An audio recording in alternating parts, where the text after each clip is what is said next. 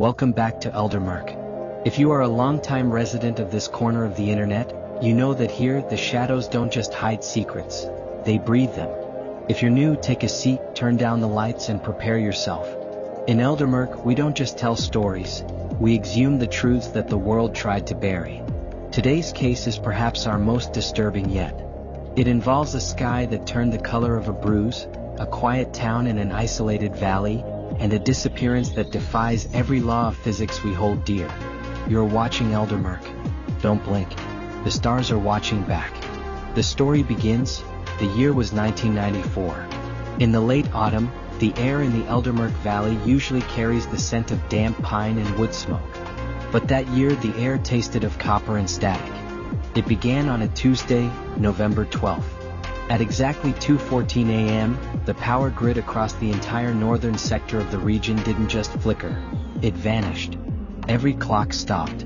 Every radio went silent. And then the sky opened its eyes. Witnesses from the outskirts of the town described a phenomenon that the official reports would later dismiss as a rare atmospheric ionization. But the people of Eldermurk knew better. The sky didn't glow with the dancing curtains of the aurora borealis. It pulsed. A deep, rhythmic violet hue settled over the mountains, casting long, distorted shadows that seemed to move independently of the trees that threw them. In the center of this cosmic anomaly was the Miller farm. Elias Miller was a man of few words, a third-generation farmer who knew the rhythm of the land better than the back of his own hand. That night, Elias was awoken by his cattle. It wasn't the sound of lowing or distressed movement, it was a total, crushing silence. He stepped onto his porch, clutching a flashlight that refused to turn on. The air around him was vibrating. Not a sound, but a physical sensation that rattled the marrow of his bones. In the middle of his north pasture, something had arrived. It wasn't a crash. There was no crater, no scorched earth. Instead, there was a hum, a low-frequency vibration that felt like a localized earthquake centered on a single point.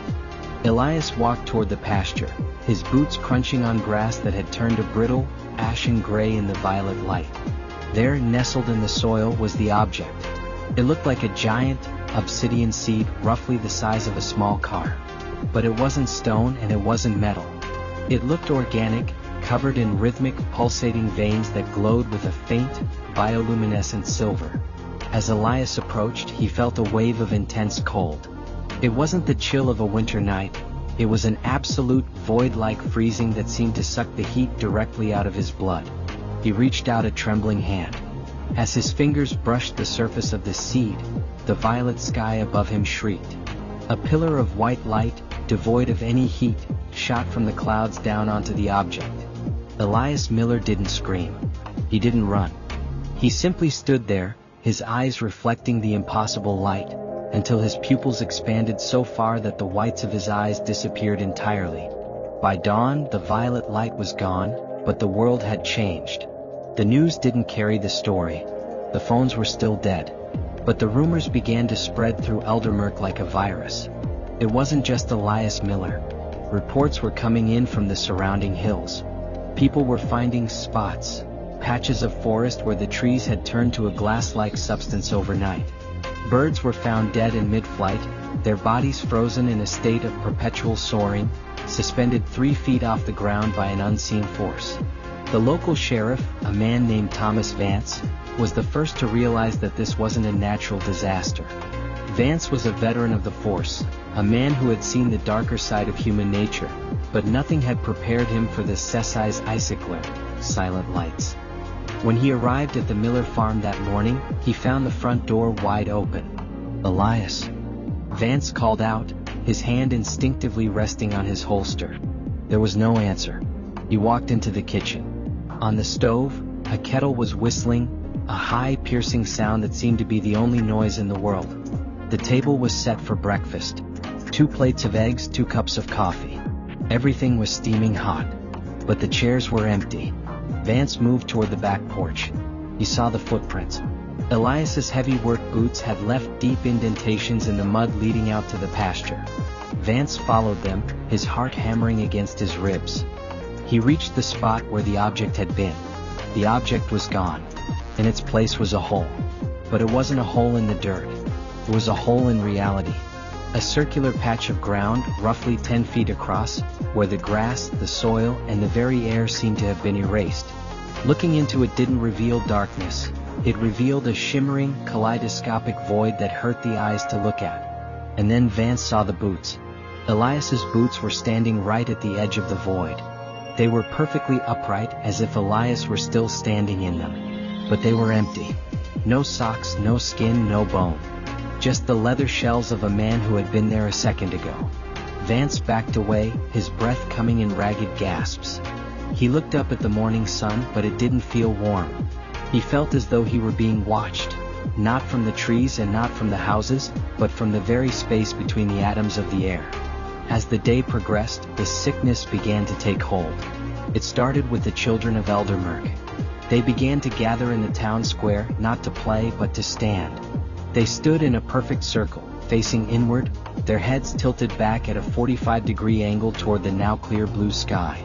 When parents tried to pull them away, the children didn't resist. They simply looked at their elders with those wide, pitch-black eyes and whispered a single phrase in a language that sounded like grinding metal. The gardener has arrived. The harvest is beginning. Sheriff Vance tried to call for outside help, but the town's only exit, the winding mountain pass known as the Throat, was blocked. Not by a rock slide and not by snow. It was blocked by a wall of shimmering, translucent energy that hummed with the same violet frequency from the night before. Anything that touched it, a bird, a thrown rock, a panicked dog, simply vanished into a shower of silver sparks. Eldermurk was no longer a town. It was a terrarium, and something from the stars was leaning in to take a closer look. Vance retreated to his office, locking the door and pulling the blinds. He sat at his desk and pulled out a cassette recorder. He knew he had to document this. If the world was going to end in this small, forgotten valley, someone had to know how it started. "This is Sheriff Thomas Vance," he whispered into the microphone. "It is November 12th, 1400 hours. The town of Eldermurk is under, I don't know what to call it, an occupation? An infestation? Elias Miller is gone. The children are changing. The sky is hungry. If you are hearing this, if this tape ever makes it out of the valley, don't come for us. Seal the borders. Burn the maps. Whatever is happening here is not of this earth, and it isn't finished with us yet." As he spoke, Vance noticed something in the reflection of his office window. Behind him, the shadow on the wall wasn't his own. It was taller, thinner, with elongated limbs that ended in needle-like points. He froze. He didn't turn around. He couldn't. The air in the room suddenly dropped 40 degrees. The shadow leaned closer to his ear. It didn't speak with a voice, but with a vibration that echoed directly inside his skull. "Record everything, Thomas," the vibration hummed. "The echo needs a witness." Vance's hand began to shake. He looked down at his skin and saw a faint, violet glow beginning to pulse beneath his veins. He wasn't just watching the story anymore. He was becoming a part of it. You are still with Eldermurk. If you're just joining us, the air in this valley has turned to ice, and the sky has forgotten how to be blue. In Chapter 1, we saw the arrival of the seed and the chilling disappearance of Elias Miller. But while the townspeople were trapped in a violet nightmare, something was moving on the other side of the mountain. Something that didn't come from the stars, but from the deepest, darkest basements of our own government. This is Chapter 2, The Gray Horizon. Lock your doors. The perimeter is closing. The story continues. While Sheriff Thomas Vance was watching his own shadow transform in his office, 30 miles to the east, a silent alarm had triggered at a facility that did not officially exist. Site 9, buried 400 feet beneath the granite of the Appalachian Range, had been built for one purpose: to monitor exoatmospheric biological events. For 40 years, the needles on their dials had remained still. On November 12, 1994, every needle snapped. Colonel Arthur Sterling was the man in charge of Project Tall Grass. He was a man who had spent his career preparing for an invasion that everyone else thought was science fiction. When the violet pulse hit the Eldermurk Valley, Sterling didn't call the president. He didn't call the Pentagon. He called the sweepers. The sweepers were a specialized containment unit trained to handle anomalies that violated the laws of thermodynamics. By 5 o'clock hours, 3 blacked-out transport helicopters were hovering at the edge of the Eldermurk perimeter. They didn't land. They couldn't. "Sir, we're hitting a wall," the lead pilot's voice crackled over the secure channel. "Instruments are flatlining. Radar says there's nothing in front of us but empty air, but the visual... Sir, it looks like the world just ends right here." Sterling looked at the monitor in the mobile command center. The drone feed showed a shimmering curtain of distorted light cutting through the forest. It looked like heat haze on a highway, but it was solid. A hawk, caught in its morning hunt, struck the barrier.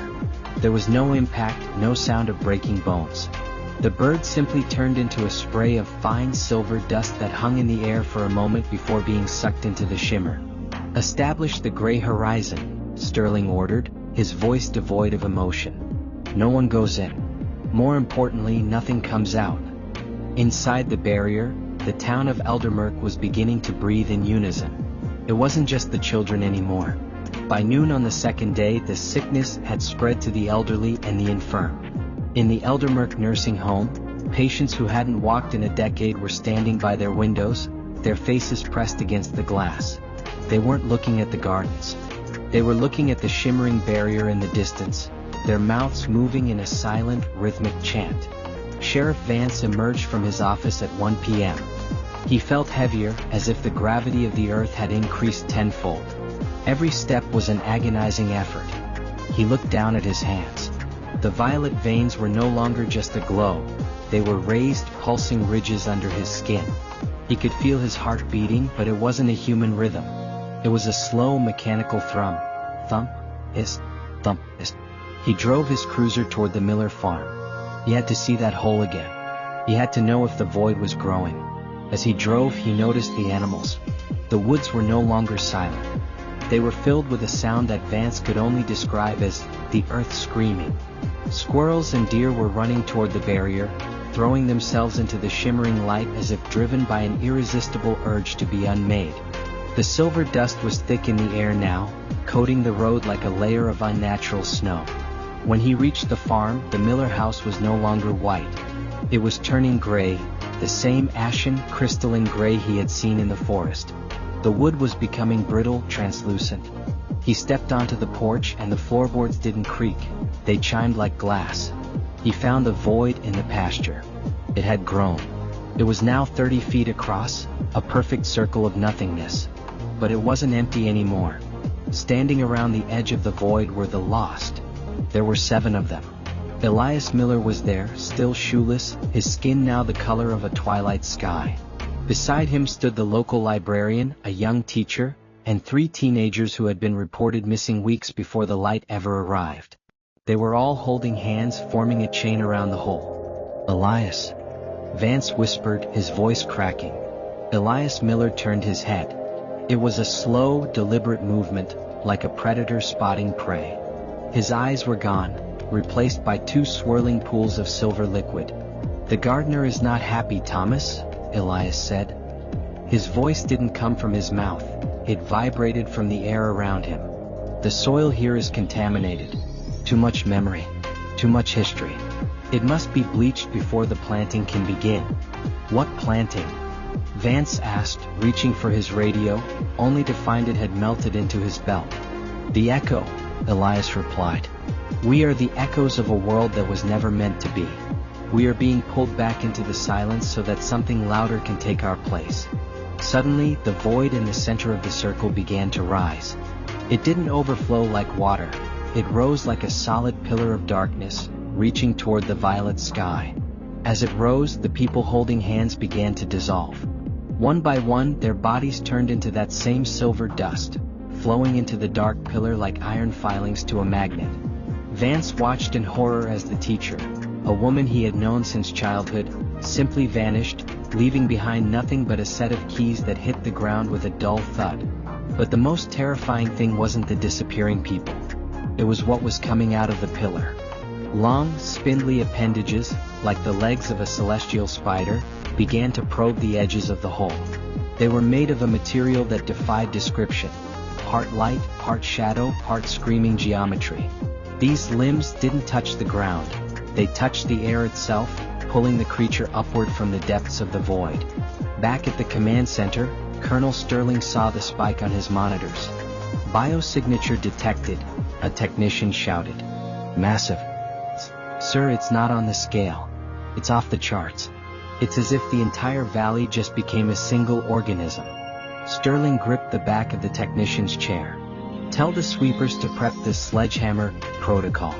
If that thing reaches the top of the barrier, we don't just contain it. We erase it. Sir, there are still 1,200 civilians in that town, the technician whispered. Sterling didn't blink. There are no civilians in Eldermurk anymore.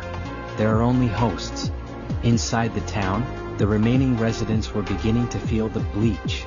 Their memories were fading. Mothers looked at their children and saw only biological shapes.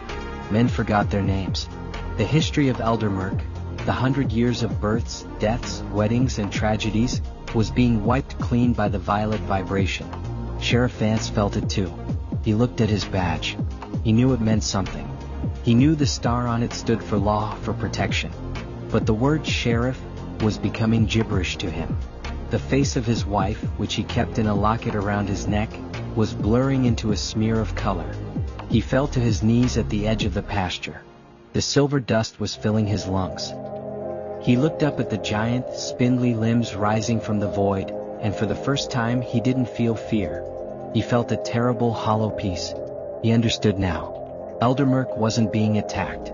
It was being harvested.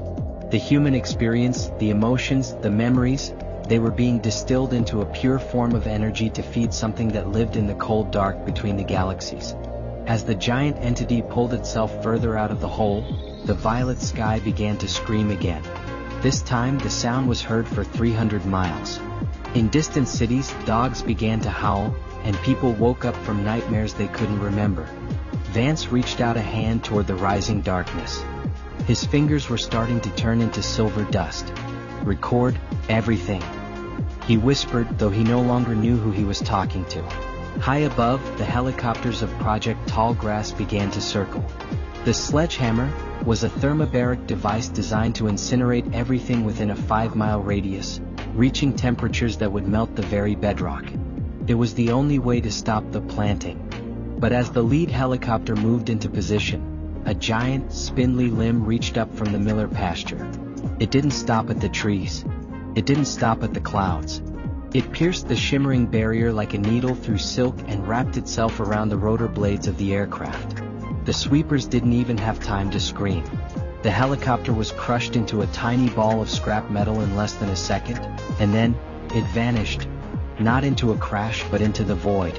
The gray horizon was no longer a containment line. It was an invitation. Colonel Sterling watched his screen go black.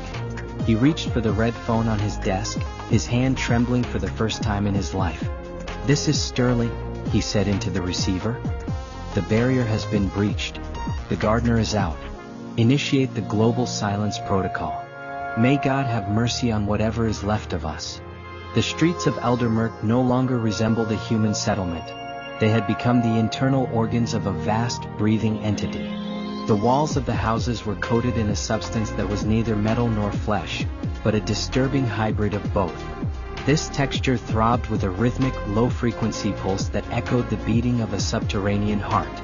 There was no longer any room for individual will in the valley.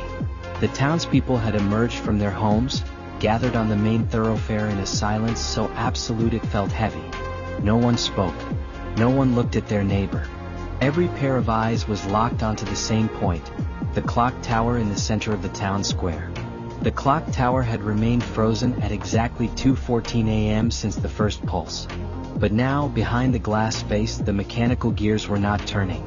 Instead, a swirling vortex of violet light rotated with dizzying speed. As if receiving a command from a single, distant brain, the townspeople began to move in perfect unison. Thousands of feet struck the pavement at the exact same microsecond. It wasn't a walk, it was a ritual. With every step, the ground groaned, accelerating the awakening of the massive cysts buried miles beneath the soil. Sheriff Thomas Vance was a prisoner in his own skull.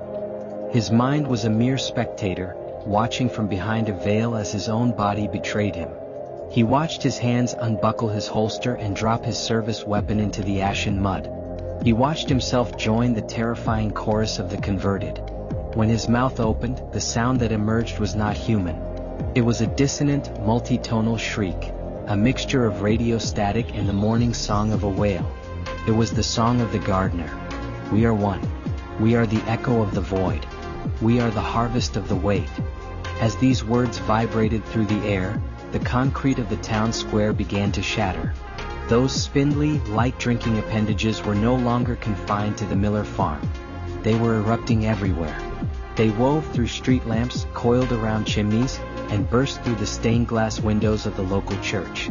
These limbs did not strike the people, they caressed them. They touched the skin of the residents and turned them into conduits of pure energy. 30 miles away, outside the shimmering barrier, Colonel Arthur Sterling's command center was in total collapse.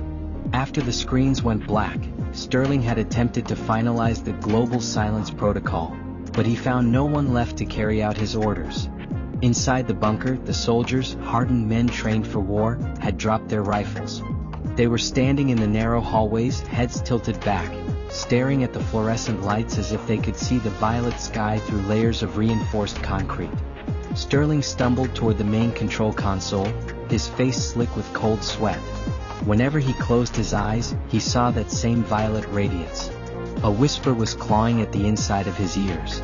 The voice told him that resistance was not only futile but unnecessary. It promised that surrender was not an end, but an ascension. "Give us your memories, Arthur," the voice hummed. "Your grief, your fear, the smell of the rain from your childhood. We will preserve them. You will finally be light." With trembling fingers, Sterling pulled a small, laminated photograph from his pocket. It was his family. But as he stared at the image, the faces began to blur. He tried to scream their names, but the part of his brain that held those words had been cauterized. The photograph in his hand disintegrated into a fine, gray dust. In that moment, he realized this wasn't an invasion in the traditional sense. It was a cosmic reclamation. Humanity was a brief, chaotic noise in the ears of the universe, and the universe was finally turning down the volume. Inside Eldermurk, the hive mind was reaching peak synchronization. Mrs. Weaver, the town librarian, was pouring a lifetime of gathered knowledge into the central dark pillar. Sarah, the primary school teacher, was offering up every ounce of her love for her students as fuel for the entity. Everyone was emptying their essence into this bottomless well. It wasn't an agonizing process. Rather, it felt like the onset of a powerful narcotic, numbing the soul and stripping away the burden of existence. However, one soul remained anchored to the earth. The town's oldest inhabitant, a centenarian former miner known as Crazy Silas, was not joining the chorus. Silas's mind was so fragmented by age, trauma, and a lifetime of isolation that the gardener's bleaching process couldn't find a foothold. Silas huddled in the corner of his shack at the edge of the woods, clutching a jagged piece of raw copper. This copper had been pulled from the deepest veins under Eldermurk decades ago, and for some reason, its molecular structure reflected the violet light rather than absorbing it. Despite the roar of the cosmic song, Silas was singing to himself, an old off-key mining tune. His song created a pocket of dissonance. Around his shack, the world remained stubbornly real. The wood didn't turn to glass, the grass stayed green. Silas had accidentally created an island of reality in a sea of hallucination. But such an anomaly did not go unnoticed by the intelligence above. From the hole in the sky, a form began to descend that made the stars seem like dim candles.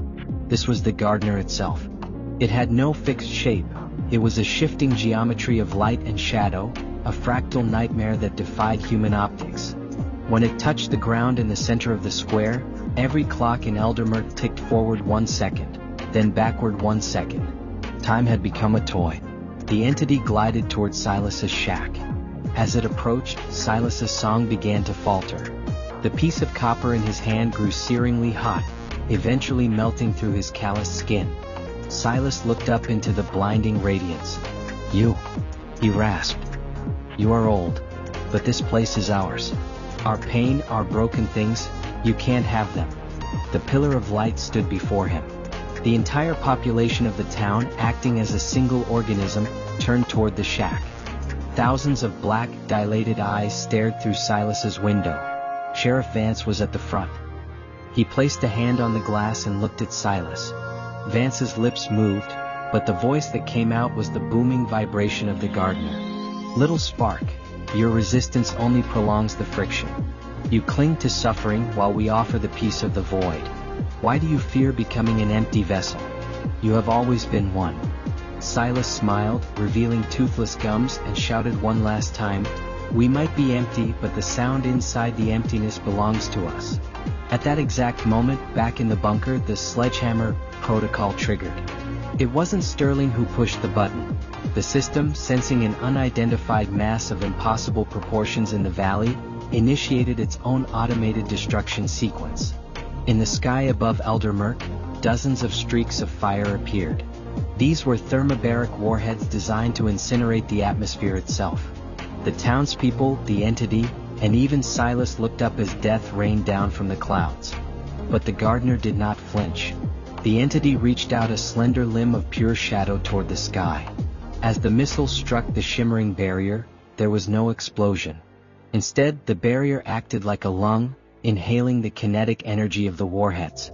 The missiles didn't detonate. They were converted into silver dust that began to snow down upon the valley. This dust transformed everything it touched instantly. Eldermurk was no longer a town.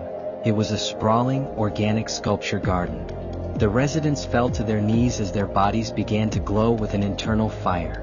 Sheriff Vance's final vision was the image of Silas's shack being buried under the silver drift. The wood was turning to obsidian, the glass to diamond, and the man to a statue of frozen lightning. There was no more pain. There was no more memory. Only the vast, eternal hum of the harvest. As the fires of the human missiles were absorbed, the valley didn't burn. It crystallized. The heat was converted into a state of matter that the scientists at Site 9 would never find a name for. The silence that followed was not the silence of a graveyard.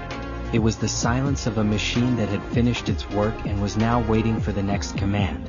The violet sky began to fade, leaving behind a cold, starless black that seemed to suck the very light out of the air. Eldermurk was gone from the maps.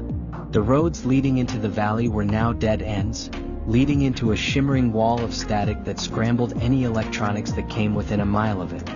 Satellite imagery showed only a blur of distorted pixels, as if the Earth itself were trying to censor what had happened in that valley. But the harvest was complete. The gardener had taken what it needed, the distilled essence of 1,000 lives, their joys, their terrors, and their collective history, and stored it in the crystalline structures that now made up the town. High above the clouds, the whole began to knit itself shut. The cosmic wound was closing. But before it vanished entirely, a single pulse of light shot downward, striking the center of the now crystallized town square. It was a signal, a beacon, a mark left by the gardener to signify that this soil was now claimed. Colonel Sterling, standing in his silent bunker, watched the last flickering light on his monitor die out. He was the only one left who remembered the name of the town. He looked at his hands, expecting to see them turning to dust, but the transformation had stopped at the barrier's edge. He was left with the most terrible punishment of all. He was the only one allowed to remember.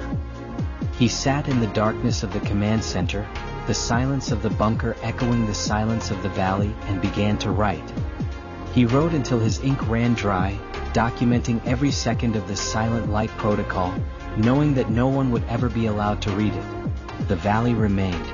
And anyone who dares to approach the perimeter today claims to hear the wind whispering a single word in 1,000 voices. It isn't a plea for help. It isn't a cry of pain. It is a welcoming. A hollow, resonant sound that invites the listener to step through the shimmer and join the stillness. Because in the end, Eldermurk was never just a place. It was a prophecy. 10 years had passed since the night Eldermurk was erased from the map. To the rest of the world, the valley was a national exclusion zone, a place marked by warning signs, razor wire, and a silence that felt heavy even from miles away. The official story was a chemical spill, a tragedy that required permanent isolation. But for those who listened to the frequencies between the radio stations, the valley was known as the Glass Graveyard. A team of 4 people sat in a modified off-road vehicle at the edge of the perimeter. They weren't soldiers or government agents. They were the archivists, an underground group of scientists and historians dedicated to uncovering what the Global Silence Protocol had buried. Leading them was Dr. Elena Vance, the daughter of the sheriff who had vanished on that final night. She didn't come for answers, she came for a ghost. "The static is intensifying," said Kale, the team signals expert, tapping on a tablet that was displaying nothing but jagged white noise. "We're crossing the threshold. If our shielding fails, our nervous systems are going to start singing the same tune as the town." As they drove past the final rusted checkpoint, the world changed. The lush forest of the Appalachians didn't just end, it transformed. The trees were still there, but they were no longer made of wood. They were towering structures of translucent obsidian, their leaves frozen in mid-sway, carved from a material that looked like smoked glass. There was no wind, no birds, no insects. The air was perfectly still, smelling of ozone and ancient dust. "Look at the ground," Elena whispered. The dirt had been replaced by a fine silver grit that crunched under the tires like crushed diamonds. As the vehicle moved, the grit kicked up into a mist that glowed with a faint, pulsing violet light. They were driving through the remains of the bleach. When they reached the town limits, even the seasoned explorers gasped. Eldermurk was perfectly preserved, but it was a museum of the impossible. The houses were crystalline shells. Through the transparent walls they could see furniture, dinner plates, and open books, all turned into the same glass-like substance. But the most haunting sight was the people. The residents were still there. They weren't corpses. They were statues of light. A woman was frozen in mid-stride on the sidewalk, her hand reaching for a translucent hat that was forever falling. A group of children was gathered in a circle, their faces turned upward toward a sky that no longer held a sun. They looked like masterpieces carved from frozen lightning. Elena stepped out of the vehicle, her lead-lined suit feeling like a second skin. She walked toward the center of the town square, her boots clicking against the glass pavement. She found him near the base of the clock tower. Sheriff Thomas Vance stood as a towering monument of obsidian and violet fire. He was looking directly toward the Miller farm, his hand frozen in a gesture of warning. Elena reached out, her gloved hand trembling as she touched the cold, vibrating surface of her father's shoulder. The moment her fingers made contact, a surge of information flooded her mind, not memories but data packets of emotion. She felt his final terror, his sudden peace, and then a terrifying sense of hunger. "Elena, get back!" Kale shouted from the vehicle. "The readings, the entire town is waking up." The statues weren't just frozen. They were storage units. The silver dust on the ground began to swirl, rising in small cyclones around the glass figures. The violet glow inside the residence began to pulse faster, synchronized with the rhythmic thrum coming from deep beneath the earth. The garden was reacting to the presence of unrefined biological life. Suddenly, the statue of the woman on the sidewalk turned her head. It was a slow, grinding sound like tectonic plates shifting. Her glass eyes didn't have pupils, but they held a reflection of a galaxy that shouldn't be visible from Earth. One by one, the statues of Eldermurk began to move. They didn't walk like humans, they glided, their crystalline limbs moving with a fluid, terrifying grace. "They're not attacking us," Elena realized, her voice echoing in the silent square. "They're trying to process us. We're the raw material." The ground beneath them began to vibrate.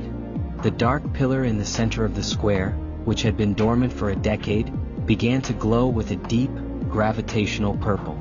The archivists realized too late that the harvest hadn't been a one-time event. The gardener had left a self-sustaining system behind. Eldermurk was a trap, a lure for the curious, designed to pull more memory into its crystalline core.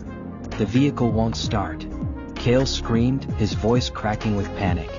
"The electronics are being converted. The metal it's turning into glass, Elena." Elena looked at her father's statue one last time. For a brief second, the obsidian face seemed to soften. A single tear of silver liquid rolled down the glass cheek.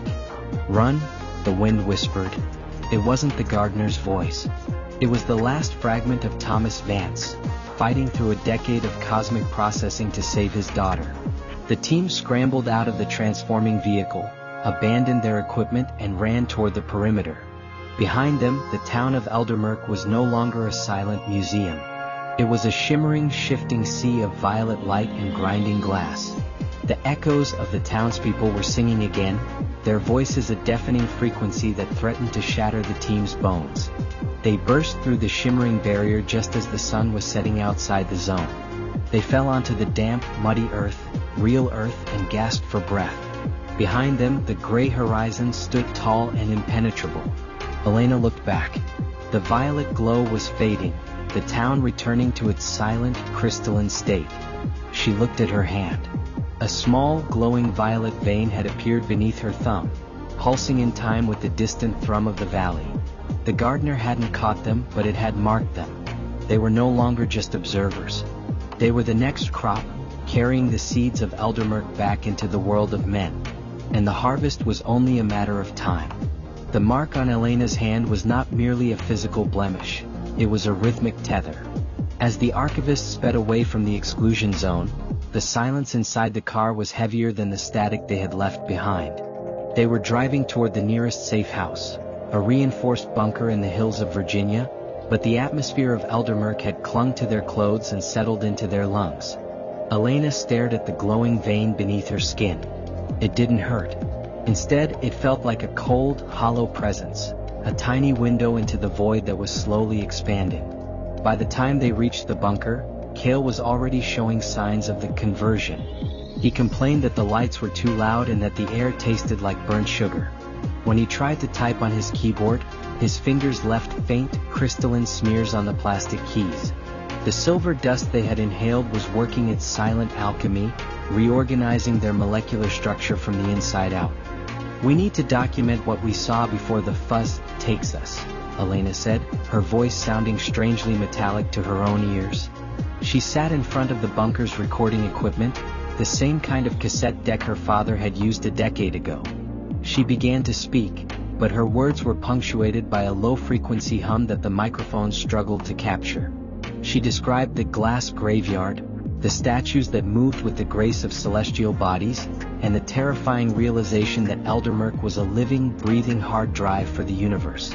"The gardener didn't just take their lives," she whispered into the mic, "it took their frequency. It turned the town into a signal. And now we are the broadcasters." As the night wore on, the bunker began to change. The concrete walls started to lose their opacity, turning into a dull, smoky quartz. The archivists realized they hadn't escaped the gray horizon. They had brought the horizon with them. The seeds of the violet sky were now within the very architecture of their bodies. Cale was the first to bloom. He stood in the center of the room, his eyes turning into that unmistakable swirling silver. He didn't scream. He simply opened his mouth, and a beam of violet light shot upward, piercing through the bunker's ceiling and the mountain above it. He wasn't a man anymore. He was a lighthouse, signaling to something deep in the starless reaches of the cosmos. "It's calling back," Elena realized, her own eyes beginning to dim as the silver liquid flooded her tear ducts. The harvest in Eldermurk was just the beginning. It was the first acre. Now it's spreading through us. Outside the bunker, the forest began to shimmer. The trees, once vibrant and green, started to stiffen, their branches turning into obsidian glass. The birds fell from the sky, their bodies crystallizing before they even hit the ground. The silent light protocol was no longer a localized event. It was a contagion of reality. Elena felt the last of her human memories slipping away. She tried to remember the smell of her mother's perfume, the sound of the rain on the sheriff's cruiser, the warmth of the sun on a summer afternoon. But the images were being bleached, replaced by a vast, cold understanding of the stars. She saw the gardener not as a monster but as a cosmic farmer, indifferent to the noise of human emotion, focused only on the purity of the data. She reached for the recording, her hand now a beautiful, terrifying sculpture of violet fire and glass. She pressed the stop button, but as she did, the tape didn't just stop, it dissolved into silver dust. The history of their mission, their warnings, their lives, everything was being archived into the great echo. As the morning sun rose over the Virginia hills, it didn't find a bunker or a team of scientists. It found a new glass graveyard.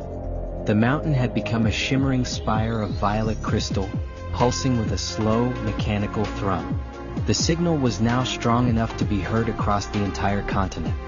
In cities thousands of miles away, people began to wake up with a faint, violet glow beneath their skin. They didn't feel sick. They didn't feel afraid. They simply felt still. The sickness was no longer a secret. It was the new atmosphere of the earth. The gardener had found a more efficient way to harvest. It didn't need to descend in a pillar of light anymore. It had planted the seeds in the curious, the brave, and the desperate. And now the entire world was starting to hum the same tune. Elena, or what was left of her, stood at the peak of the mountain, her crystalline form reflecting the dawn. She wasn't Elena Vance anymore. She was File 1102, a perfectly preserved echo of a daughter looking for her father. And as the world below her began to turn to glass, she finally understood the gardener's true purpose. The universe wasn't trying to destroy humanity. It was trying to save it, by turning it into a silent, eternal museum where nothing would ever change, nothing would ever die, and nothing would ever be truly alive again. The violet sky was no longer a bruise. It was the new ceiling of the world. And underneath it, the harvest continued, one silent heart at a time. The transition from a localized anomaly to a global phenomenon happened with a terrifying, clinical speed. What the world had called the Eldermurk sickness was no longer confined to a single valley in the Appalachians. By the third day after Elena Vance's team breached the bunker, the violet pulse had traveled through the global communication grids. It wasn't just a biological contagion, it was a digital one. Every fiber optic cable, every satellite dish, and every smartphone became a conduit for the gardener's frequency.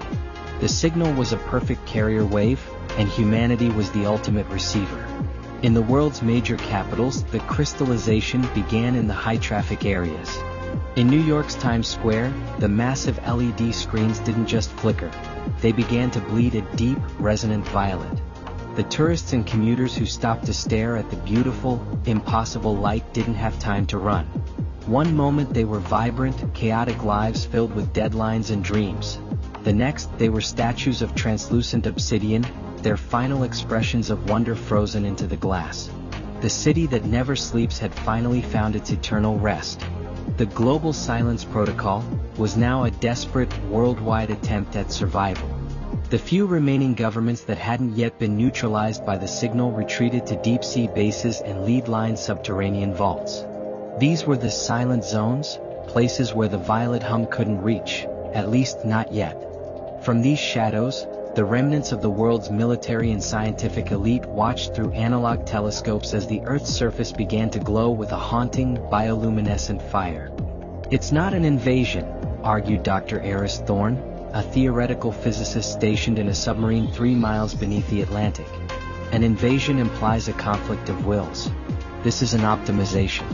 The gardener is simply defragmenting the planet's consciousness. It's turning our chaotic, entropic biological data into a stable, crystalline archive. We are being saved onto a cosmic hard drive, and in the process, the running program, which is us, is being terminated." The situation was grim. Reports from the surface indicated that the silver dust was now falling in every major city. It blanketed London, Tokyo, and Paris like a layer of unnatural snow. The statue gardens were expanding. In these areas, time didn't seem to function correctly. The clocks on the crystallized towers would spin wildly or stop altogether, reflecting the gardener's indifference to human linear time. Within these zones, the echoes lived on, shadowy, translucent versions of the people who used to be there, repeating their final actions in a loop of silent, violet light. A final, desperate plan was formulated in the depths of the Atlantic. Operation Feedback Loop. The theory was simple but suicidal. If the gardener used the global communication grid as its nervous system, then the grid could be used to strike back. By injecting a massive, chaotic burst of unrefined human emotion and randomized noise into the signal, the scientists hoped to cause a system crash in the gardener's processing units. "We need to send the one thing the gardener can't categorize," Thorne explained. "We need to send our irrationality, our paradoxes, our raw, unformatted pain and love. We need to overwhelm the archive with the very thing it's trying to bleach away." The mission required a volunteer to act as the signal source. They needed someone who had already been touched by the violet light but had maintained a fragment of their ego. Someone like the survivors of the Eldermurk archivists. But they were gone. Or so they thought. A deep-sea probe picked up a rhythmic tapping on the hull of the submarine. It wasn't a mechanical sound, it was a heartbeat. Thump, thump. When the airlock opened, it wasn't a human that stepped inside, but a creature made of liquid silver and violet glass. It was Kale, the signals expert from Elena's team. He had walked across the ocean floor, his body now a semi-fluid state of matter that defied the crushing pressure of the deep. He wasn't entirely Kale anymore, but his eyes, those swirling pools of silver, still held a glimmer of his former self. I am the carrier. Kale's voice vibrated through the metal walls of the submarine, sounding like 1,000 voices speaking in unison. I can bridge the gap. Give me the noise. The scientists didn't hesitate. They hooked Kale into the submarine's massive transmitter arrays. They began to feed everything into him. Every recorded symphony, every scream from a hospital ward, every whispered, "I love you," every chaotic roar of a stadium crowd, and every line of poetry ever written. They flooded his crystalline nervous system with the sheer, unbridled messiness of human existence. As the transmission began, Kale's body started to fracture. The violet light inside him turned into a violent, strobing white. Across the planet, the glass graveyards began to tremble. The statues in Times Square, the obsidian trees in London, and the shimmering spires of Eldermurk all began to vibrate with a discordant, screeching frequency. For a moment it seemed to be working. The violet sky cracked, revealing the true, dark stars behind the bruise. The gardener's appendages, those spindly limbs of shadow, retracted from the atmosphere as if burned by the sudden influx of chaotic data. The song of the harvest was being drowned out by the scream of the species. But the gardener was not a simple machine. It was an intelligence that had harvested millions of worlds before Earth. It didn't crash. It adapted. The chaotic noise being pumped through Kale was suddenly being reorganized. The gardener wasn't rejecting the pain and the love, it was digesting it. It began to fold the human chaos into a new, more complex layer of the archive. The sledgehammer of human emotion was being turned into a scalpel for the gardener. In the submarine, Dr. Thorne watched in horror as the monitors showed the feedback loop being absorbed. "It's not stopping it," he whispered. "It's learning from us. We're not crashing the system, we're giving it the final update." Kale's body exploded into a cloud of silver sparks, but the sparks didn't fade. They flowed into the submarine circuitry, turning the walls, the air, and the people inside into the same crystalline obsidian. The silent zone had been breached. The final island of human resistance was being archived. Outside, the Earth's atmosphere didn't just turn violet, it turned a deep, royal gold. The harvest was entering its final stage. The gardener had finished the bleach, and was now moving on to the refinement. The planet was no longer a world of life. It was a world of memory. A perfect, silent sphere of glass floating in the void, containing the entire history of a race that had tried to fight the stars with a song. The Earth was no longer a blue marble suspended in the darkness. It was a faceted jewel, a planetary-scale diamond that caught the light of the sun and refracted it into a spectrum of cold, violet hues. To any distant observer, the planet appeared dead, but to those who could perceive the higher dimensions, the Earth was louder than it had ever been. It was a roar of data, a trillion lives compressed into a singular, crystalline heartbeat. The global silence was only a silence of the lungs. The mind of the planet was now a boundless, interconnected network of memories. Centuries passed in the blink of a cosmic eye. The atmosphere had long since settled into a thin, translucent veil of noble gases, and the oceans were now plains of frozen, sapphire glass. It was in this era of absolute stillness that a new shadow fell over the Eldermurk Valley. It didn't come from the sky in a pillar of light, nor did it rise from the earth. It arrived as a ripple in the fabric of space, a seeker. The seeker was a drone of a different sort, belonging to a civilization that lived in the slipstreams between realities. They were the scavengers of the multiverse, the librarians of the lost. They followed the trail of the gardeners, moving in the wake of the harvest to see what had been left behind. For where the gardener saw data, the seekers looked for residue, the fragments of soul that even a cosmic entity couldn't fully process. The seeker landed in the center of what was once Eldermurk. The town square was a jagged forest of obsidian towers. The statue of Sheriff Thomas Vance still stood at the base of the clock tower, but he was no longer alone. The silver dust had settled into intricate patterns around his feet, forming a geometric map of the town's collective unconscious. The seeker extended a sensor, a limb made of shifting liquid mercury, and touched the surface of the clock tower.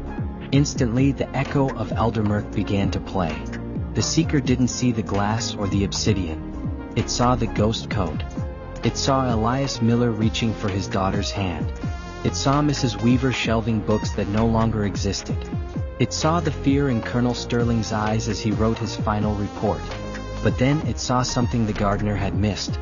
Deep within the crystalline structure of the town, there was a flaw. In the world of the gardeners, perfection was the goal. A perfect archive, a perfect harvest. But humanity was fundamentally flawed. Our memories were not objective records.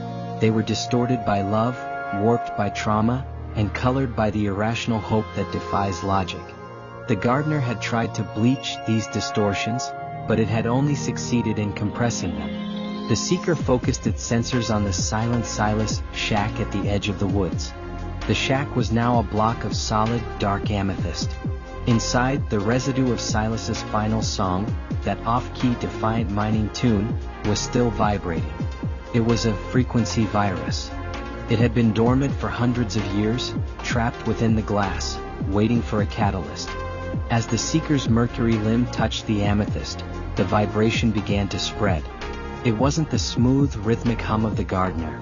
It was the jagged, chaotic noise of humanity. The scream of the species, which had failed to stop the harvest centuries ago, had not disappeared. It had simply been zipped into the archive. And now it was being unzipped. A crack appeared on the surface of the sheriff's statue. Then another. A faint, golden light, the color of a real autumn sun, began to leak from the fissures. The obsidian wasn't breaking, it was unrefining. The memory of Thomas Vance was fighting its way back into the physical world. Across the valley, the statues began to shudder. The echoes were no longer repeating their final loops. They were waking up. But they weren't waking up as flesh and blood. They were memory manifestations, beings of pure thought wrapped in the armor of the gardener's glass. "We are not data," a voice whispered. It was 1,000 voices again, but this time they weren't speaking in unison. They were a cacophony. They were arguing. They were crying. They were laughing. They were human. The seeker retreated, its sensors overwhelmed by the sheer intensity of the residue. The earth was no longer a silent museum. It was becoming a haunted house on a planetary scale. The gardener had intended to create a library, but it had accidentally created a tomb where the ghosts were too loud to stay dead. The violet sky began to flicker. The royal gold of the atmosphere was being streaked with the chaotic reds and oranges of a world that refused to be optimized. The crystalline towers of Eldermurk began to hum a new song, a song of rebellion. Far above the planet, in the cold void where the gardener's consciousness resided, a new instruction was generated. The archive was corrupted. The earth was no longer a stable storage unit, it was a source of noise that threatened to infect the rest of the gardener's network. The gardener had two choices: reharvest the planet, which would take millennia, or format the world. The spindly limbs of shadow began to descend once more, but this time, they didn't carry the violet light of the harvest. They carried the white light of erasure. The seeker watched from the moon's orbit as the first white beam struck the Eldermurk Valley. The obsidian towers didn't turn to dust, they turned to nothing. The memory of the town, the ghosts of its people, and the legacy of the Silent Light Protocol were being deleted from the fabric of the universe. But as the white light touched the sheriff's statue, Thomas Vance's ghost did something no data package should be able to do. He reached out and grabbed the beam. He used the very energy of the erasure to power a final broadcast. "Eldermurk is everywhere," the signal roared. The broadcast didn't go to the Earth's satellites. It went into the gardener's own nervous system. It traveled up the spindly limbs, through the hole in the sky, and into the heart of the cosmic entity.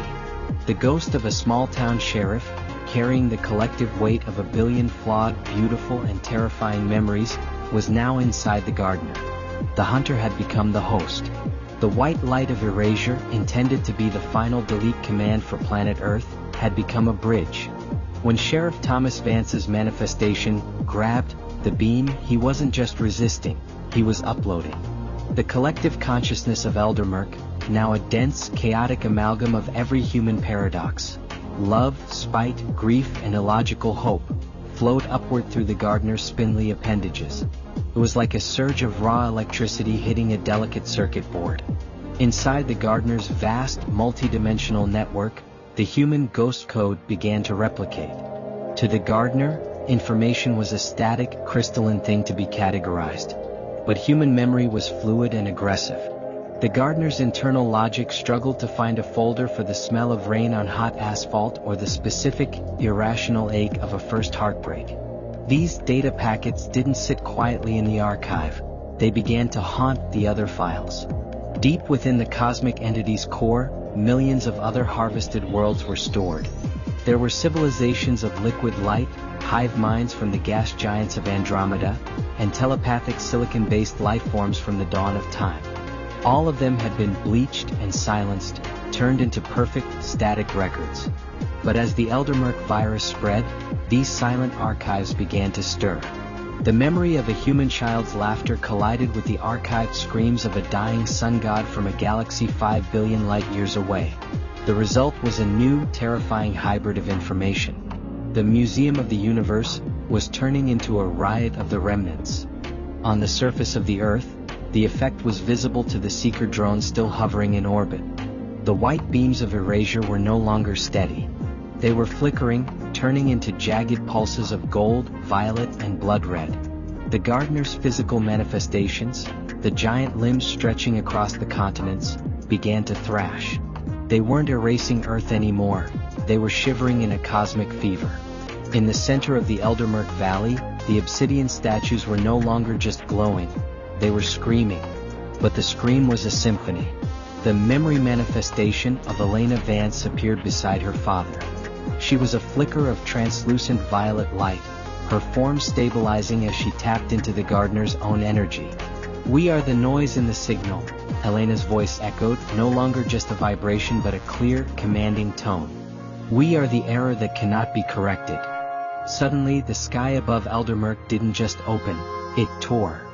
Through the rift, the archivists, now entities of pure information, could see other worlds. They saw the glass cities of the Pleiades and the crystalline oceans of Orion.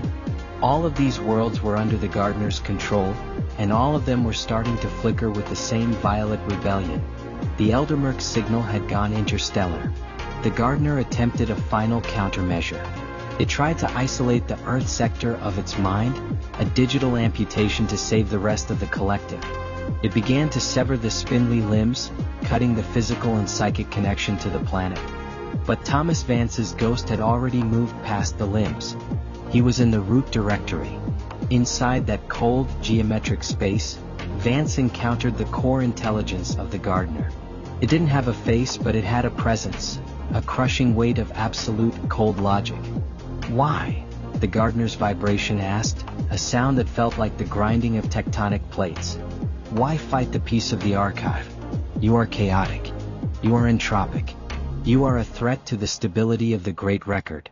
"Because a record isn't a life," Vance's ghost replied, his voice a composite of every person who had ever lived in Eldermurk. "A library is for the dead. We'd rather be a loud, messy mistake than a perfect, silent book on your shelf." Vance didn't attack the core. He did something much more human. He shared. He forced the gardener to feel the weight of a single, mundane human moment. The feeling of a father watching his daughter sleep, knowing the world is a dangerous place but loving it anyway. He forced the entity to experience the contradiction of human bravery, the act of fighting even when defeat is certain. The gardener, an entity that had existed for eons without ever feeling a single pulse of emotion, began to crack. Its cold logic couldn't compute the value of a sacrifice. The archive began to overheat. On Earth, the shimmering barrier, the gray horizon, shattered. It didn't vanish, it exploded outward in a wave of silver sparks that washed over the entire planet. The crystallization didn't reverse, but it softened. The obsidian trees began to grow again, their glass leaves turning back into carbon and chlorophyll, but with a faint, permanent violet glow. The statues of the people didn't turn back into flesh, but they began to move freely, no longer tied to their final loops. Earth was no longer a human world, and it was no longer a gardener world. It was something entirely new, a living archive. The gardener's spindly limbs finally retracted, pulling back into the dark rift in the sky. But they didn't leave as conquerors. They left as infected hosts. As the rift closed, the violet sky didn't fade to black. It turned a soft, twilight blue. The Seeker drone recorded the final transmission from the Eldermurk Valley. It wasn't a military report or a scientific log. It was a song, the same off-key mining tune that Silas had sung in his shack. But now, it was being sung by the wind, by the trees, and by the shimmering, glass-like people who walked the streets of a town that had survived the end of the world. Eldermurk was still there. It was the first city of the new era. And the gardener? Somewhere in the deep dark of the cosmos, a god was beginning to remember what it felt like to be afraid. The era that followed the shattering of the gray horizon was not a return to the world of 1994. It was the beginning of the neon twilight. Earth had become a hybrid entity, a planet where the laws of biology and the logic of the stars had performed a violent, beautiful merger. The sky no longer settled into a simple blue or black. It was a constant, swirling aurora of soft indigo and pale gold, a visual reminder that the atmosphere was now a thin layer of sentient data. In the Eldermurk Valley, the town had become the capital of this new existence. The houses were no longer just obsidian shells, they were bioluminescent. When a person, or what the residents had become, walked through a room, the walls would glow in response to their thoughts, projecting memories of the past onto the surfaces like flickering cinema reels. The echoes were now the vivids. They possessed the form of humans but were composed of a dense, stabilized light that felt like warm glass to the touch. Sheriff Thomas Vance sat on the porch of his old house, which was now a spire of translucent sapphire. He was the bridge between what was and what had become. He looked down at his hands. They were no longer flesh, but they moved with the same weight and familiarity he remembered. Beside him, Elena stood watching the horizon. They didn't need to speak with words anymore. Their thoughts flowed between them like ripples on a pond. The world outside the valley is waking up, Elena's mind whispered into his. They are scared, but they are changing. The glass is giving way to something softer. Across the planet, the major cities were transforming into luminous hives. In the ruins of New York and London, the statues were stepping off their pedestals. People who had been frozen for years were blinking their silver eyes, discovering that they were now part of a global telepathic network. Hunger and disease had vanished, replaced by a constant, low-level energy draw from the planet's new crystalline core. But with the loss of physical frailty came a new kind of struggle, the struggle for individuality. In this hive-mind reality, keeping a secret was almost impossible. Every emotion, every stray thought, was broadcast to the collective.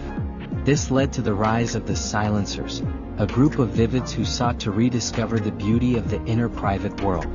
They gathered in the deep caves and lead-lined bunkers, the old relics of human fear, to practice the ancient art of being alone. They were the keepers of the human spark, ensuring that the gardener's efficiency didn't eventually wash away the unique noise of the individual. Meanwhile, the Seeker drone, still observing from orbit, noted a strange development.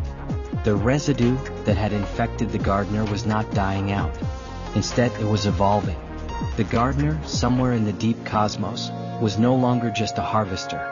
It had become a curator. It was sending out new signals, not to harvest, but to ask. For the first time in eons, the cosmic entity was curious. It began to transmit fragments of other worlds it had harvested, the songs of the Pleiades, the poetry of the Orion nebulae, down to Earth. There was an exchange. The gardener was offering its vast library in return for the one thing it couldn't create. the unpredictability of the human soul. Eldermurk became the central exchange for this cosmic trade. The valley was filled with interstellar echoes, projections of alien landscapes and long-dead civilizations that mingled with the streets of the small mountain town. You could walk down Main Street and see a sunset from a planet 3 galaxies away, or hear the lullaby of a species that had vanished before the Earth was even formed. But the peace of the neon twilight was fragile. Deep in the heart of the living archive, a splinter of the old military project, tall grass, still existed. Hidden in a forgotten sublevel of Site 9, a group of humans who had never been touched by the light were planning a restoration. They viewed the Vivets not as the next step of evolution, but as a desecration of the human form. They called themselves the Trueborn, and they were armed with the sledgehammer technology that had survived the initial collapse. They think they are gods, Colonel Sterling's successor, a man named General Graves, muttered in the dark of the bunker. But they're just ghosts in a machine. And every machine has an off switch. Graves and his men had developed a dissonance bomb, a device designed to shatter the crystalline resonance that held the Vivets together. Their goal was to collapse the living archive and return Earth to its biological state, even if it meant killing millions in the process. To them, a short, painful life in the dirt was better than an eternal existence in a vase of light. The conflict was no longer between Earth and the stars. It was between the memory of what humanity was and the reality of what it had become. As the first dissonance wave was tested, a shiver ran through the Eldermurk Valley. The sapphire walls of the sheriff's house flickered. Thomas Vance felt a sharp, stabbing pain, a sensation he hadn't felt since the day he was harvested. He stood up, his silver eyes narrowing. The peace was over. The harvest had been easy compared to what was coming next, the civil war of the soul. Eldermurk was about to become a battlefield once again. But this time the enemies weren't giants from the sky. They were men in the dark, holding on to a past that the world had already forgotten. Thank you for being part of this ongoing journey into the heart of Eldermurk. We are reaching the climax of a story that spans decades and galaxies.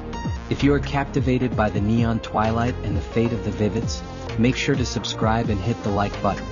The archives are opening, and every view, every comment, and every share helps us keep the noise alive against the coming silence. What would you choose? A perfect, eternal memory in the light, or a fragile, mortal life in the dark? Tell us your thoughts below. The harvest is over, but the story is just beginning. The first strike of the dissonance did not come with a bang, but with a crack, a jagged psychic tear that rippled through the sapphire spires of Eldermurk. At Site 9, General Graves had initiated the first phase of Operation Grounding. The device they had built didn't use fire or lead. It emitted a negative frequency, a sound so discordant that it acted like a hammer against the glass-like stability of the Vivets. In the center of the town, the Vivets, once serene and translucent, began to flicker violently. For the first time since the harvest, they felt a sensation they had almost forgotten: physical pain. But it was worse than a wound. It was the feeling of one's very existence becoming unstable. The beautiful, bioluminescent walls of the houses began to cloud over, turning from clear sapphire to a dull, bruised gray. The memories projected on the surfaces glitched, showing horrific, distorted versions of the past. Sheriff Thomas Vance fell to his knees on his porch. His silver hands were vibrating so fast they appeared blurred. Beside him, Elena gasped, her form losing its shape, stretching and thinning like smoke in a gale. "They are tearing the song," Elena's mind shrieked, the telepathic connection now filled with the static of the dissonance. From the woods surrounding the valley, the Trueborn emerged. They were a terrifying sight, men and women clad in heavy, lead-lined tactical gear, their faces hidden behind thick respirators. They carried resonance cannons, portable versions of the dissonance device. To them, they were liberators, holy warriors sent to shatter the false idols of light. Target the centers of mass. Graves' voice barked through their comms. Break the resonance. Bring them back to the dirt. The Trueborn moved through the streets of Eldermurk like ghosts from a nightmare. When they fired their cannons, the Vivets they hit didn't bleed, they shattered. A resident, once the town's baker, was struck by a direct pulse. His crystalline body erupted into a cloud of silver shards that vanished before they hit the ground. He wasn't dead in the traditional sense, but his data, his essence, had been scattered into the wind. Thomas Vance looked up, his eyes glowing with a fierce, desperate violet light. He realized that the Trueborn didn't understand the cost of their liberation. If the living archive was destroyed, there would be no biological humans left to reclaim the Earth. The bleaching had been too thorough. To shatter the Vivids was to erase the last records of humanity forever. "Stop!" Vance shouted, his voice amplified by the sapphire spire of his home, booming like thunder across the valley. "You are killing the only parts of us that survived." But the Trueborn didn't listen. To them, Vance was just the arch-deceiver, the ghost of a sheriff who had sold his soul to the stars. A squad of soldiers leveled their cannons at him. "This is for the Earth, you freak," the lead soldier yelled, his finger tightening on the trigger. Before the pulse could fire, the ground beneath the soldiers erupted. It wasn't an explosion of dirt, but of roots, vines of dark, pulsating obsidian that rose from the earth and wrapped around the soldiers' legs. The gardener's cysts, dormant for years, were reacting to the threat. The planet itself was defending its archive. The battle for Eldermurk turned into a chaotic collision of three worlds. The Trueborn fought with their high-tech dissonance. The Vivids fought with the power of their collective will, and the gardener's biological defense systems fought with cold alien efficiency. Vance realized that if this continued, the valley would be reduced to a black hole of competing frequencies. He did the only thing a lawman could do. He stepped into the line of fire. He didn't fight the soldiers. He didn't fight the gardener's roots. He walked into the center of the town square, right under the distorted clock tower, and opened his mind completely. He stopped resisting the dissonance. He allowed the jagged, painful frequency of the Trueborn to enter his core, and at the same time, he pulled the vast cosmic data of the gardener into himself. He became a transformer. In his mind, he took the hatred and the fear of the Trueborn and wrapped it in the ancient, cold wisdom of the stars. He took the noise and turned it into a bridge. The result was a blinding flash of golden light that knocked every soldier to the ground and silenced the resonance cannons. For a few seconds, everyone in the valley, Vivid and Trueborn alike, saw the same thing. They saw the history of the world not as a collection of facts but as a feeling. They felt the cold of the cavemen's fires, the heat of the Industrial Revolution, and the lonely silence of the Eldermurk harvest. Vance stood in the center of the square, his form now a shimmering, unstable mix of gold and violet. He looked at General Graves, who had emerged from the shadows of the forest. "There is no back, General," Vance said, his voice now a calm, singular human tone. "The dirt is gone. The stars are here. We can either be the light that remembers the dark, or we can be the darkness that forgets everything." Graves looked at his shaking hands. For the first time he felt the frequency. He realized that the dissonance hadn't just been attacking the Vivids. It had been destroying the very memories he was trying to protect. The soldiers lowered their weapons. The obsidian roots retreated into the soil. The sapphire spires of Eldermurk began to glow with a new, steadier light. A light that wasn't just violet, but held a warm, golden core.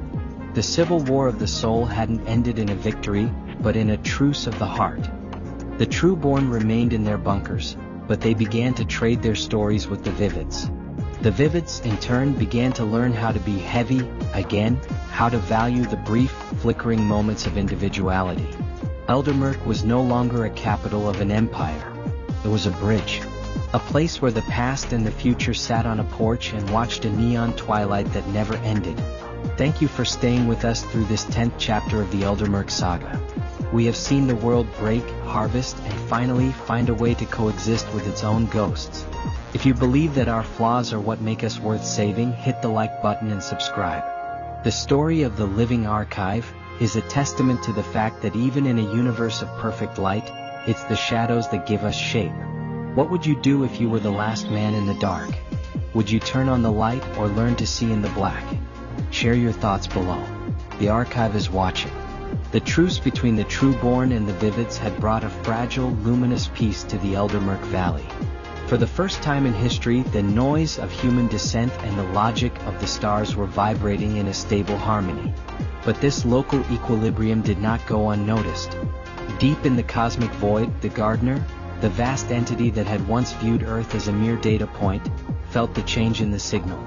The Earth sector was no longer a corrupted file. It had become a new kind of operating system. On a Tuesday that felt like 1,000 years since the first harvest, the sky over Eldermurk didn't turn violet or gold. It turned into a mirror. The entire atmosphere became a reflective surface, showing the town its own crystalline beauty. Then the mirror cracked. From the center of the rift, a single vessel descended. It wasn't a spindly limb or an organic seed. It was a perfect, silent sphere of white marble, 10 feet in diameter. It landed in the center of the town square, exactly where Sheriff Thomas Vance had stood during the Great Dissonance. The Vivids gathered in a wide circle, their bodies pulsing with a curious, silver light. The Trueborn emerged from the forest, their lead-lined suits now decorated with violet ribbons, a symbol of their integration. The sphere didn't open. Instead, it dissolved into a cloud of glowing particles that reassembled themselves into a form that was vaguely humanoid. It had no face, only a shifting nebula of stars where a head should be, and its robes seemed to be woven from the fabric of the night sky itself. This was the envoy, the first diplomatic manifestation of the gardener's core intelligence. Thomas Vance stepped forward. He was no longer just a ghost or a statue. He was the ambassador of the archive. "You've come back," Vance's voice echoed, carried by the sapphire spires. "Are you here to finish the erasure?" The envoy didn't speak.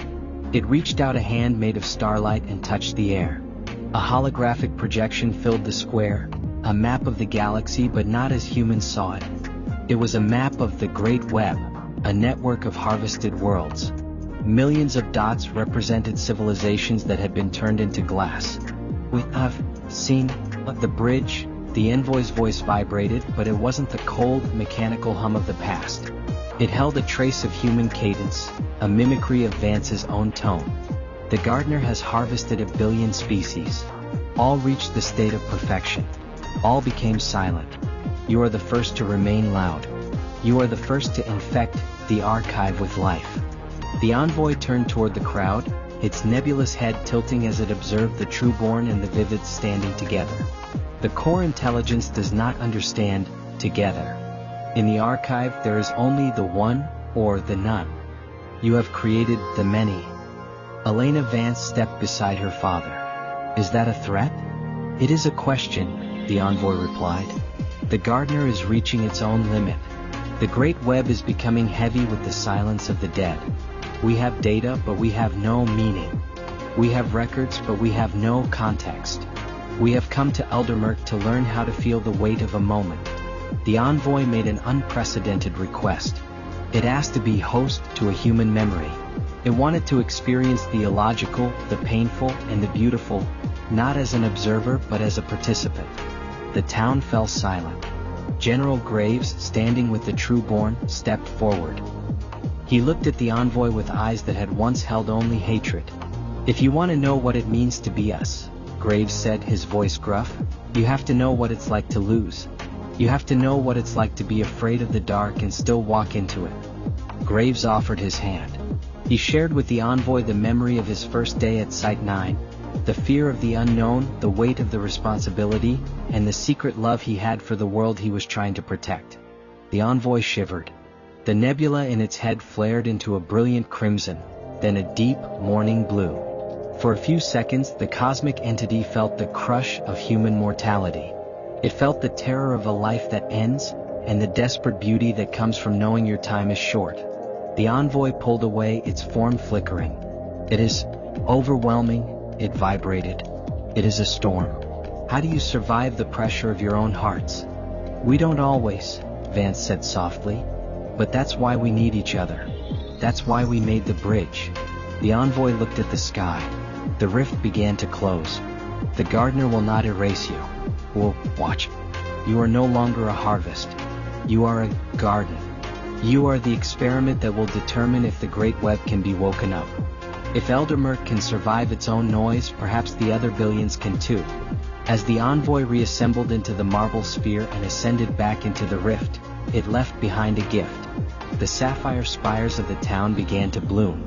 Real flowers, made of carbon and petals but infused with violet light, began to grow from the glass walls. The glass graveyard was becoming a luminous forest. The mission was no longer about survival. It was about resurrection. The residents of Eldermurk, the Vivids and the Trueborn, realized that they were the seeds of a new cosmic era. They were the ones who would teach the stars how to cry. Eldermurk was the center of the universe now. Not because of its size or its power, but because it was the only place where a ghost and a man could hold hands and watch the stars without being afraid. Thank you for staying with us for this 11th chapter of the Eldermurk Chronicles. We have moved from a small-town mystery to a galactic diplomacy of the soul. If you believe that our humanity is a light that can guide even the oldest gods, hit the like button and subscribe to Eldermurk.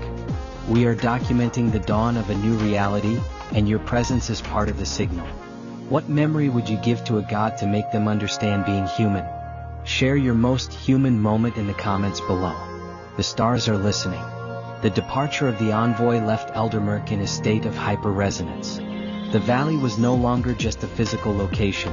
It had become a cosmic transmitter. The gift left by the gardener, the violet flowers blooming from sapphire walls, wasn't just aesthetic. Those petals were biological antennas, pulsing with the combined frequency of human emotion and stellar logic. The bridge that Thomas Vance had built was now ready to cross the greatest distance of all, the gap between the living and the archived. Elena Vance stood atop the old observation tower, which had grown into a spiraling needle of pure, transparent diamond. She looked out over the valley and saw the Trueborn and the Vivids working side by side. They were constructing the Loom, a massive array of resonance chambers designed to amplify the Eldermurk signal and beam it directly into the Great Web. We aren't just sending a message, Elena's mind broadcasted to the collective. We are sending a wake-up call. Every world the gardener ever harvested is still in there, dreaming in the dark. We are going to give them the one thing they need to break their glass, a reason to be loud. Thomas Vance joined her at the summit. His form was now a steady, radiant gold. He looked at the control console of the Loom, which responded not to touch, but to the texture of his memories. The gardener is watching, Elena, Thomas said aloud. It gave us the flowers, but it didn't give us its permission. If we wake up the others, we change the nature of the universe forever.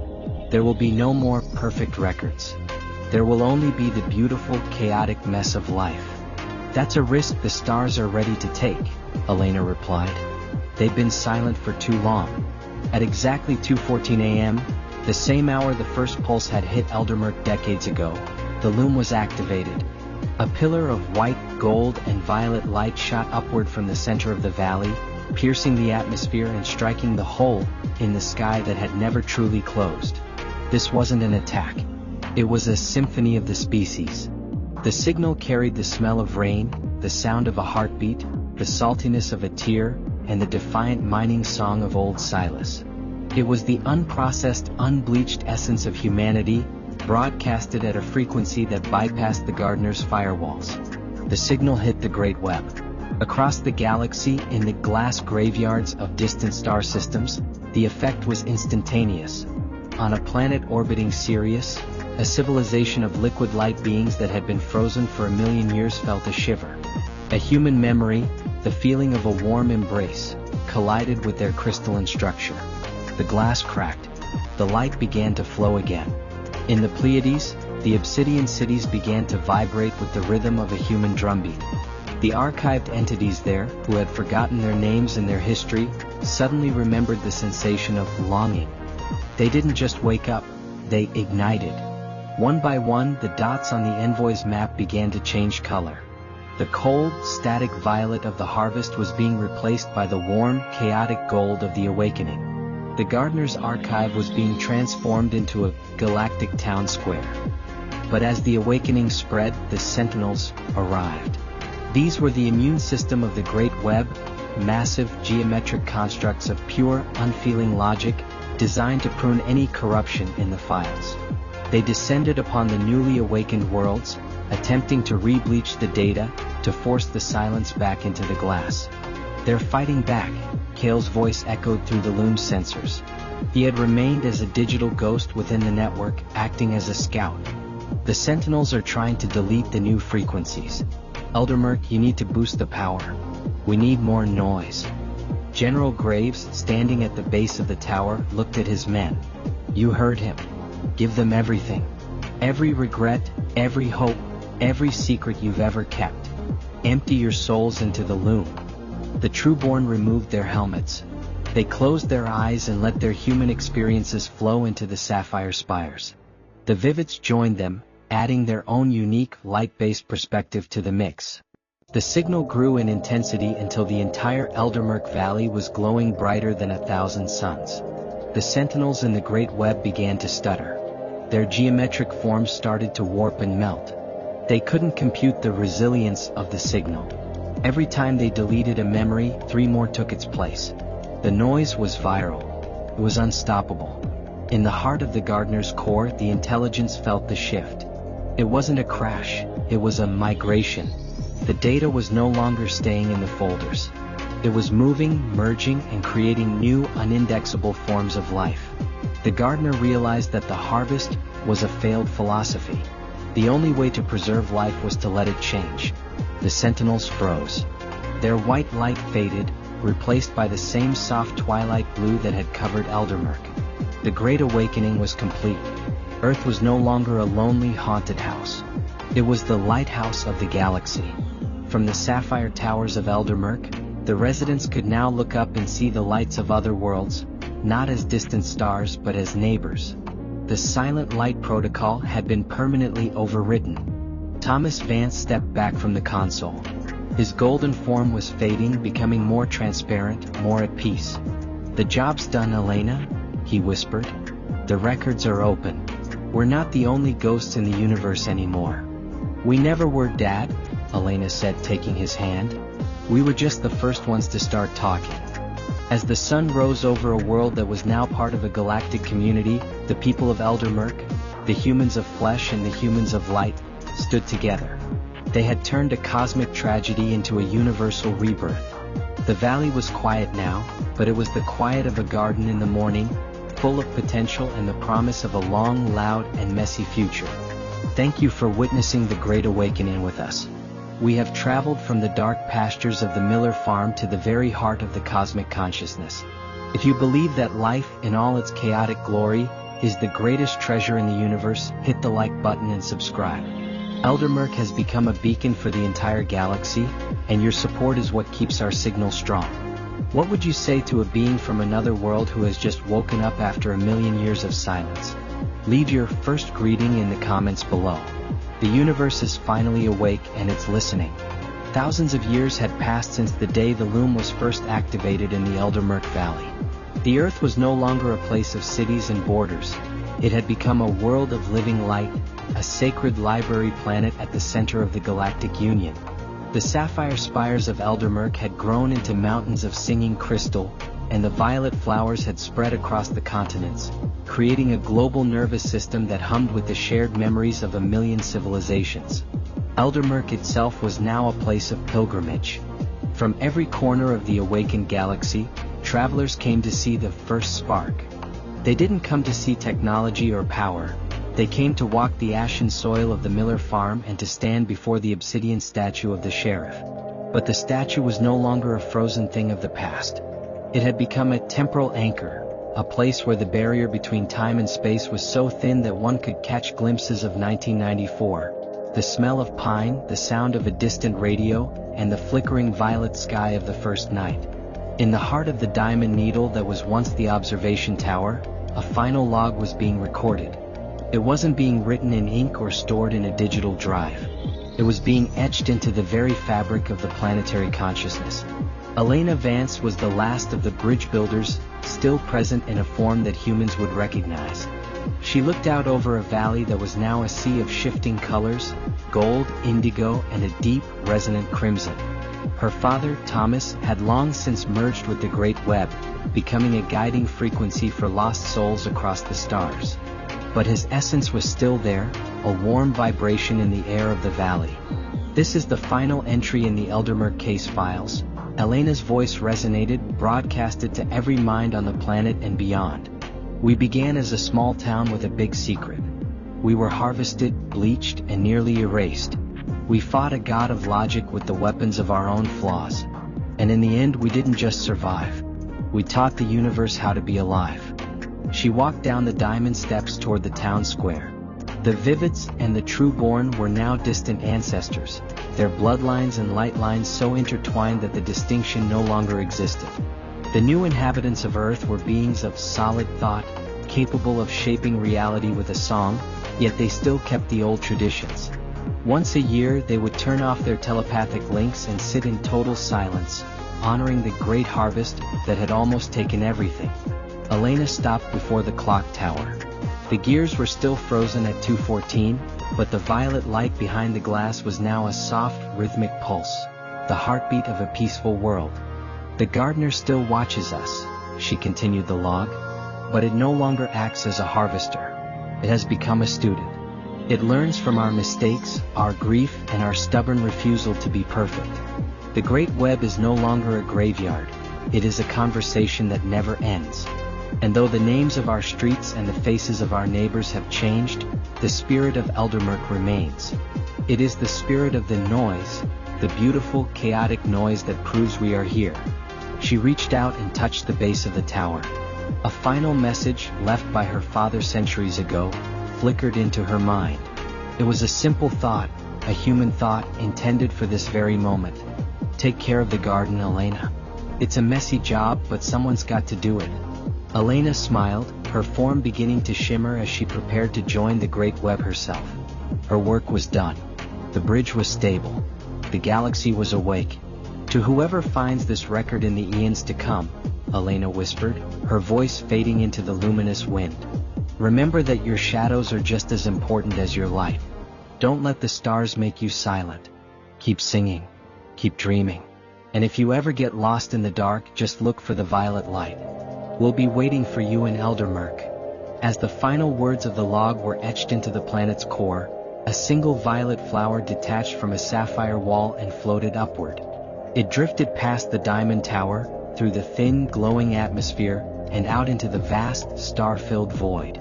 It was a seed, a piece of Eldermurk's soul, traveling to a distant, silent galaxy that hadn't yet heard the song. The case file was closed. But for Eldermurk, the harvest was over, and the planting had only just begun. Thank you for traveling with us through the entire Eldermurk saga. From the first mysterious disappearance to the awakening of a galaxy, you have been the witnesses that the echo needed. This concludes our 13-part series, a journey that proved that even the smallest town can change the fate of the stars. If you've stayed with us until this final log, you are now part of the Eldermurk legacy. Please hit the like button one last time to honor the memory of the Vance family, and subscribe to ensure you don't miss our future case files from other corners of the unknown. Eldermurk may be at peace, but the universe is full of shadows waiting to be told. What was your favorite part of the journey? Which character's fate moved you the most? Share your final thoughts in the comments below. Let's keep the conversation, and the noise, alive forever. Goodbye for now, but remember, in Eldermurk, the end is just a different kind of beginning.